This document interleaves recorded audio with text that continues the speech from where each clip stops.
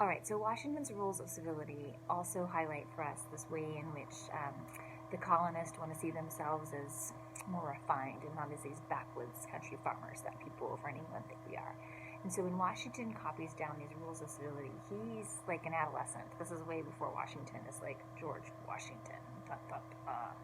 But the rules of civility reflect those ideas of us wanting to be more refined. And you know, a lot of these still work for us today, right? You don't want to cough loud or sneeze loudly in front of others. Number 5, um, don't spit in public. Number 9, um, but look at let's see what numbers here. Look at 19. Let your countenance be pleasant, but in serious matters somewhat grave. So your face should reflect, what the situation is. If something sad's going on, you should look sad. If something happy's happening, you should be happy. Number 23, when you see a crime punished, you may be inwardly pleased, but always show pity to the suffering offender. So again, somebody finally gets, what they should have got a long time ago, and inside you're like, yes, finally. But outside you're like, oh, I'm so sorry about that. Right? There he's saying to put on a different face. Like, put on the face that's appropriate, right? But it might not be how you're feeling, but it's appropriate. That's also 105, too. Be not angry at table, whatever happens, and if you have reason to be so, show it not, but put on a cheerful countenance, especially if there be strangers, for good humor makes one dish of meat a feast. Again, right? If you're with people, you need to, be happy, look nice.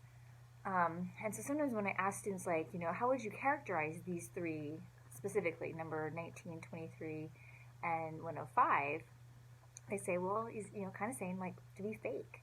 And, our takeaway there is, if you think back to those early Puritans when they first showed up here in 1620, right? It was always that constant self-examination and checking everybody's behavior and making sure we're all following the rules as they're laid out. And here, 100 years later, we aren't behaving like truthfully, if you will, right? Fake, as sometimes students say. And so it shows this kind of shift in thinking, that there are ways to behave, and sometimes those ways aren't necessarily the ways that you're honestly feeling. So again, if we can shift our behavior to reflect maybe not what we're honestly thinking, then we're kind of shifting the ways that we're thinking in general, right? And we're going to see that here in just a few moments too, with kind of challenging ideas and asking questions about things in the Enlightenment.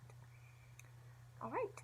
I also put in the module, when I was looking for stuff online about Washington's Rules of Civility, found this fun site that translated some of the rules into today's language. I just thought you might find that fun, so I put that there for you too. But if you've got any questions, you can leave them in the module. Take care.